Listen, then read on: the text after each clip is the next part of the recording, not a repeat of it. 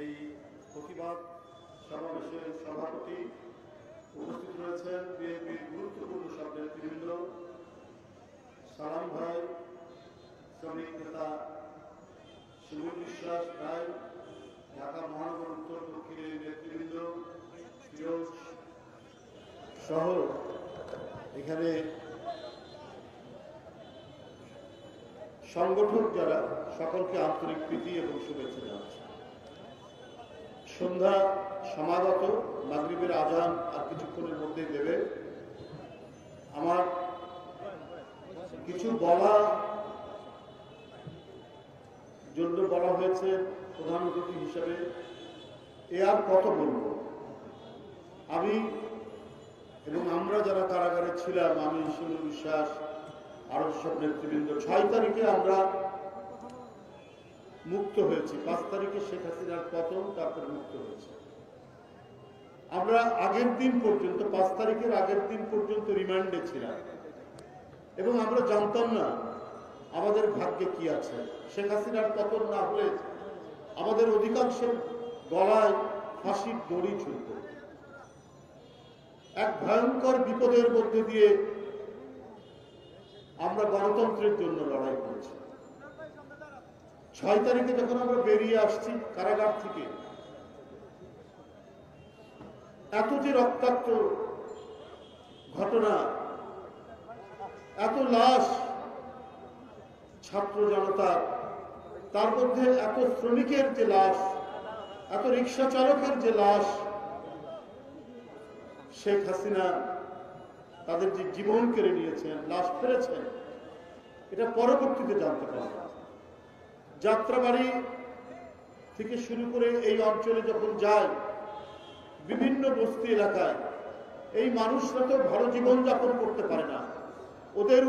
ওদের ইনকাম অনুযায়ী, তাদের আয় অনুযায়ী তো তারা পেট ভরে খেতে পারে না। প্রতিদিন রিক্সা চালালে হয়তো 1 কিংবা 2 বেলা খেতে পারে, কিন্তু এরাও গণতন্ত্রের পক্ষের এক দুর্জয় সাহসী সৈনিক হিসাবে নিজের জীবন যে দিয়ে দিতে পারেন, এইরকম অকাতরে নিজের জীবন আত্মদান করতে পারেন, এইটা আমি সেদিন দেখেছি। সেই বাসায় বাসায় একদিকে দেখেছি কান্নার রং, আরেকদিকে দেখেছি ওই পরিবারের কি অদম্য সাহস, কি আত্মপ্রত্যয়, যে তার স্বামী মারা গেছে, তার সন্তান মারা গেছে, কিন্তু তারপরেও তারা যে সত্যের জন্য, তারা যে ন্যায়ের জন্য লড়াই করেছে, সেইটা আমরা দেখেছি প্রস্ফুটিত হতে। তার মায়ের চেহারা দিয়ে, ওই মৃত, ওই শাহাদাত বরণকারী রিক্সা চালকের স্ত্রীর চেহারায়, তার সন্তানের চেহারায় আমরা সেইটা ফুটে উঠতে দেখেছি। বন্ধুরা আমার, একটি কথা আছে আমাদের দেশে প্রভাব, যে ঢেকি চিনেন তো, যেখানে ধান ভাগে, সেই ঢেকি স্বর্গে গেলেও নাকি ধান ভাগে। আর এখন দেখি ঢেকি নরকে গেলেও ধান ভাগে। শেখ হাসিনা পালিয়েছেন 5 তারিখে। যে শেখ হাসিনা তার যুবলীগ ছাত্রলীগকে নানা প্রলোভন দিয়েছেন, আশ্বাস দিয়েছেন, তোমরা নামো, তোমরা প্রতিহত করো। প্রতিহত মানে তোমরা গুলি করো, তোমরা হত্যা করো, এর ফ্রি লাইসেন্স দিয়েছেন শেখ হাসিনা। কিন্তু তারপরে আপনি নিজের বোনকে নিয়ে একা পালিয়ে গেলেন, যুবলীগ ছাত্রলীগকে ফেলে দিয়ে, শ্রমিক লীগকে ফেলে দিয়ে, মৎস্যজীবী লীগকে ফেলে দিয়ে।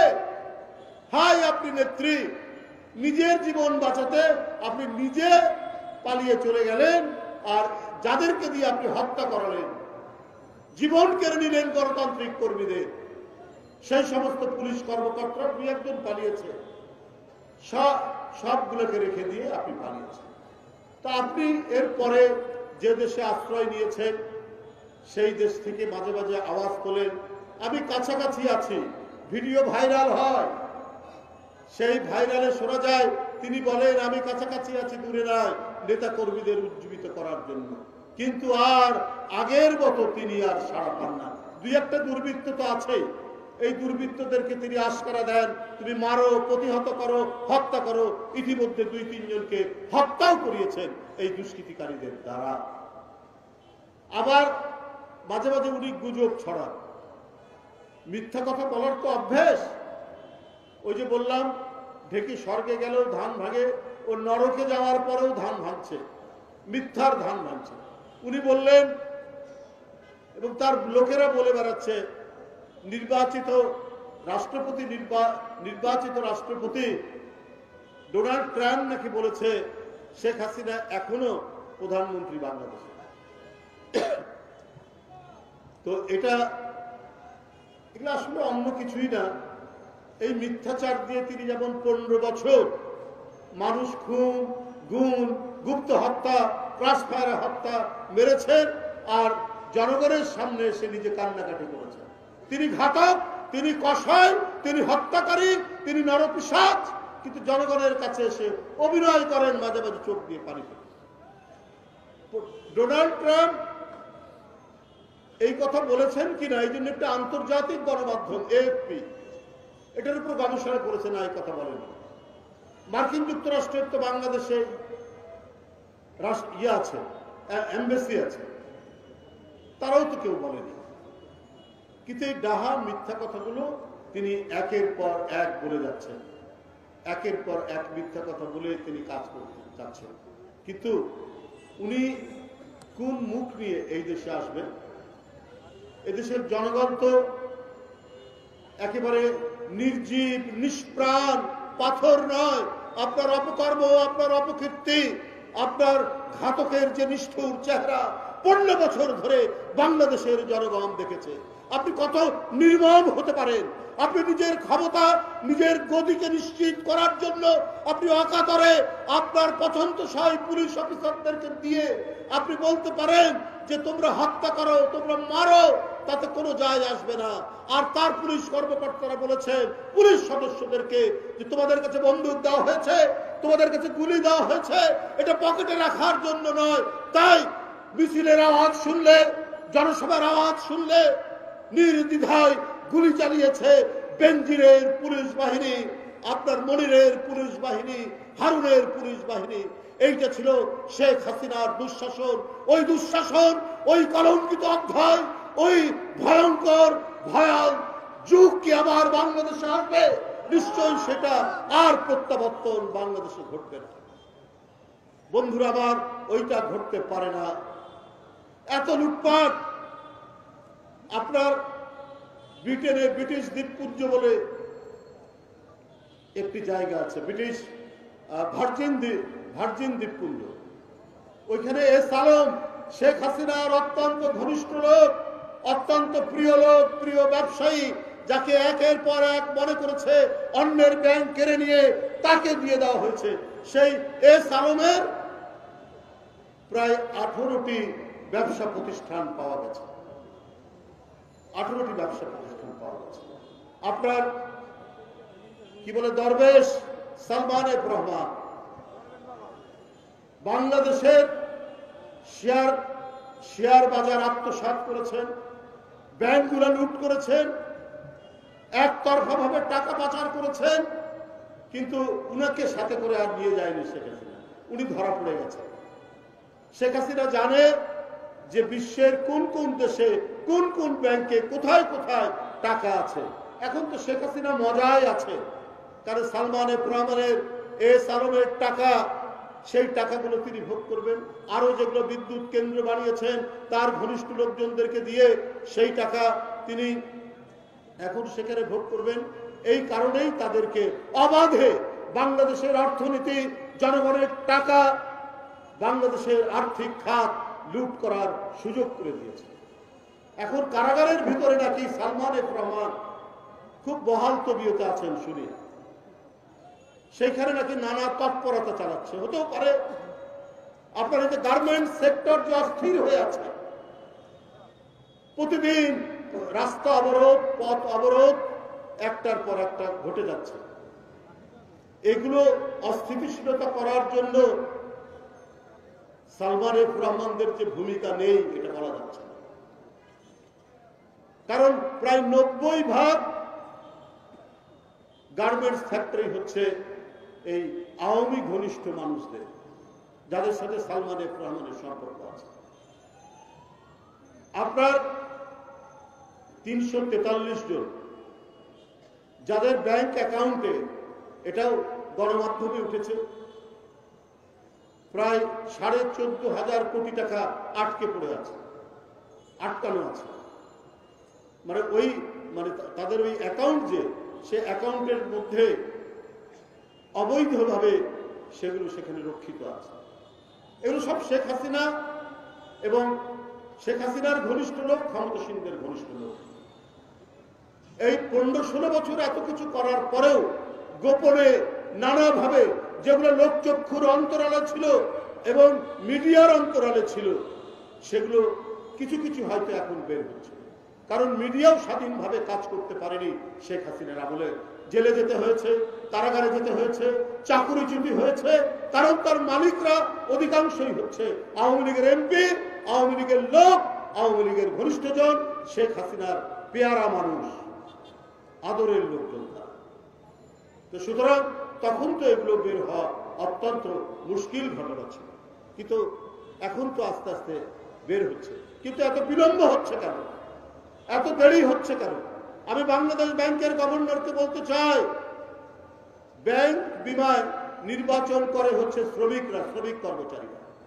গতকাল গণমাধ্যমে একটি নিউজ দেখলাম যে অফিসার কল্যাণ কি একটা সমিতি, তারা নির্বাচন করেছেন, সেইখানে আওয়ামী লীগের সমর্থিত লোকরা বিজয়ী হয়েছে।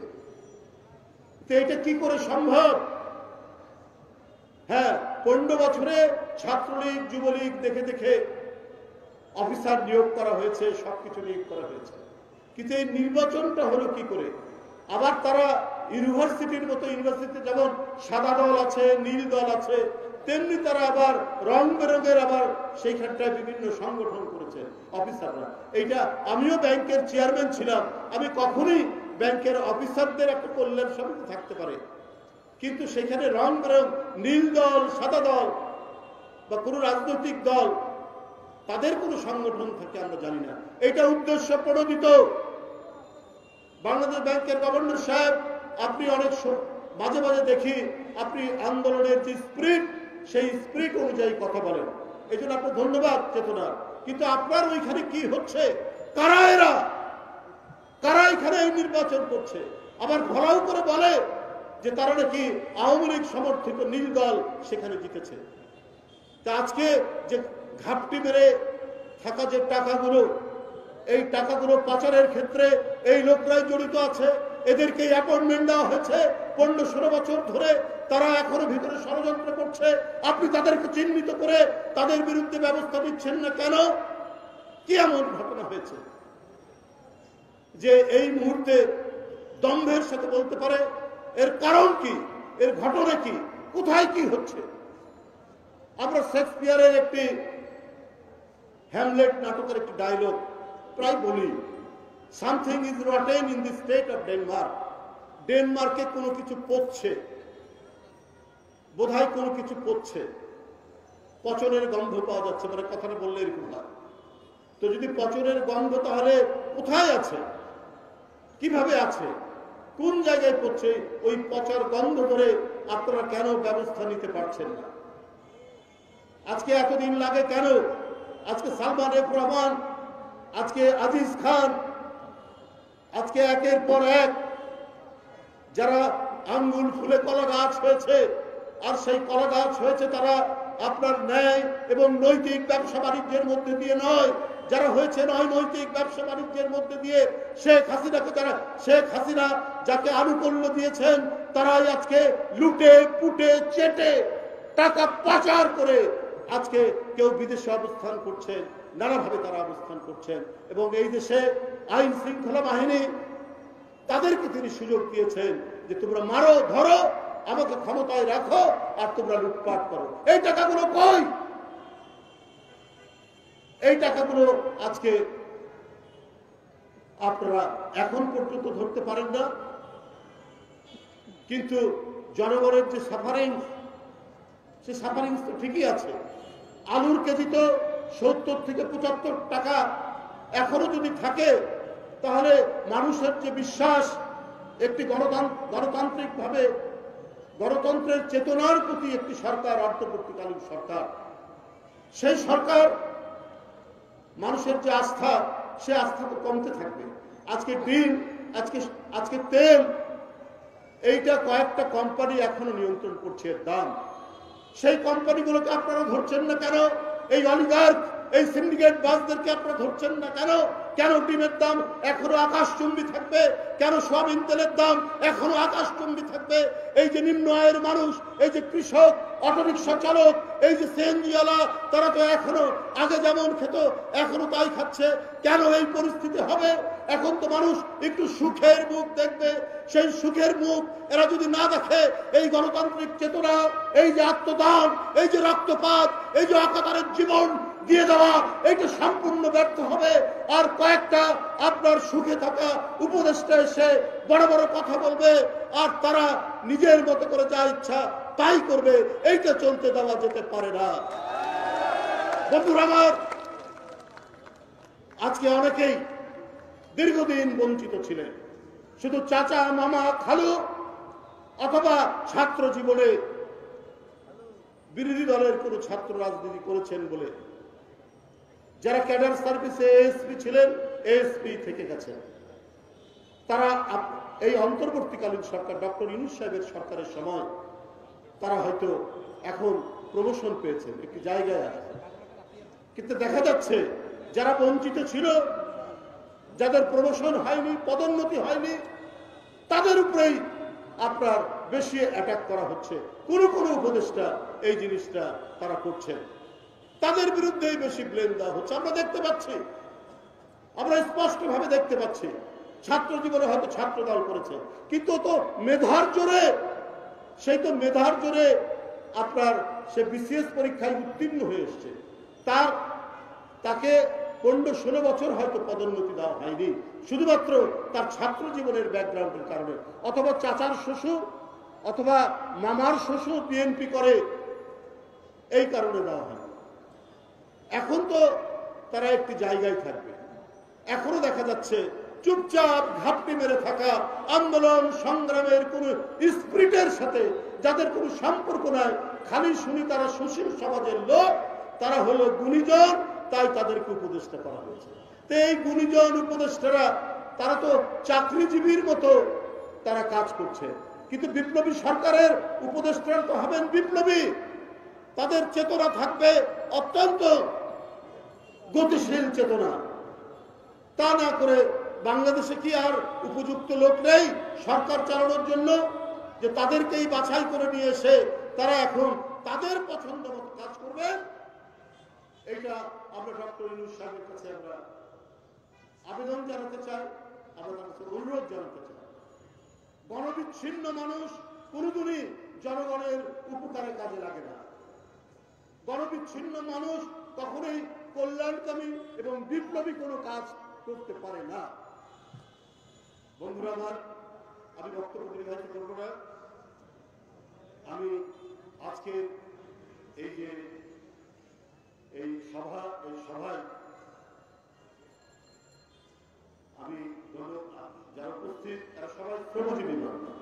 আজকে শ্রমিক নেতৃবৃন্দ এখানে উপস্থিত আছেন, এবং শুধু শ্রমজীবী নয়, যারা এই গণতান্ত্রিক আন্দোলনে যাদের পরিবারের অনেকেই আত্মহতি দিয়েছেন, যাদের সন্তানরা লেখাপড়া করত, তাদের যাতে লেখাপড়া হয়, তারা যেন লেখাপড়া চালিয়ে যেতে পারে, এইটি আজকে অন্তর্বর্তীকালীন সরকার ডক্টর ইউনূস সাহেবের প্রতি আবেদন করব।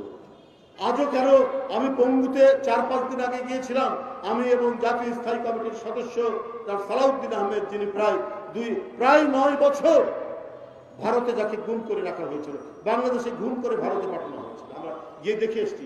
এখনো 86 জন শুধু পঙ্গুতে কাতরাচ্ছে। কারো পায়ের মাংস খুলে গেছে, কারো পিঠের মাংস খুলে গেছে, কারো এক চোখে গুলি ঢুকে চোখ ব্যান্ডেজ অবস্থায় আছে। এদের দায়িত্ব কি রাষ্ট্র নেবে না? এই যে এতগুলো রিক্সাওয়ালা শ্রমজীবী মানুষ 97 জন, এদের দায়িত্ব তো রাষ্ট্র নেবে। আমরা বিরোধী রাজনৈতিক দল, রাষ্ট্র তো আমাদের হাতে নেই। দলের পক্ষ থেকে দলের ভারপ্রাপ্ত চেয়ারম্যান তিনি সর্বাত্মক ভূমিকা নিয়েছেন, দাঁড়ে দাঁড়ে আমাদেরকে পাঠাচ্ছেন। আমরা বিএনপি পরিবারের নাম করে বিএনপির লোকজন নানাভাবে তিনি প্রতিদিন তাগিদ দিয়ে দাঁড়ে দাঁড়ে যে সমস্ত পরিবার ভিকটিম এই আন্দোলনের স্বৈরাচারী সরকারের গুলির শিকার সেখানে পাঠাচ্ছে। কিন্তু দায়িত্ব তো রাষ্ট্রের, রাষ্ট্রই তো এই পরিবারের দায়িত্ব নেবে। আজকে যতজন শহীদ হয়েছেন, যারা পঙ্গু হয়েছেন, যার চোখ নেই, যার হাত নেই, যার পা নেই, তাদেরকে তো সরকারের একটা তালিকা করা দরকার। সেই তালিকা করে তাদের হয় মাসিক ভাতা বা পরিবারে কেউ উপার্জনক্ষম থাকলে তাকে উপার্জনের ব্যবস্থা করা, এটা তো সরকারের দায়িত্ব। আমি আজও আবারও দাবি জানাচ্ছি আজকের এই সমাবেশ থেকে, যে সমস্ত রিক্সা চালক ভাই, যে সমস্ত শ্রমিক দলের নেতারা এবং শ্রমজীবী মানুষ মারা গেছেন প্রায় 97 জন, তাদের পরিবারের দায়িত্ব, তাদের ভাতার দায়িত্ব রাষ্ট্রের, অবিলম্বে তাদের পরিবারের ভরণ পোষণের সম্পূর্ণ দায়িত্ব রাষ্ট্র নেবে, এই দাবি আমি করছি অন্তর্বর্তীকালীন সরকারের কাছে। যারা পঙ্গু হয়েছেন, যারা পঙ্গুত্ব বরণ করেছেন, যারা আহত, যারা এখনো হাসপাতালে কাতরাচ্ছেন, তাদেরকে আশু চিকিৎসা দিয়ে তাদেরও পরিবারের যাতে কোনো ধরনের কষ্ট না হয় সেই ব্যবস্থা অন্তর্বর্তীকালীন সরকার করবে। এই বলে আপনাদেরকে সবাইকে সংগ্রামী সালাম জানিয়ে আমার বক্তব্য শেষ করছি। খোদা হাফেজ। বাংলাদেশ।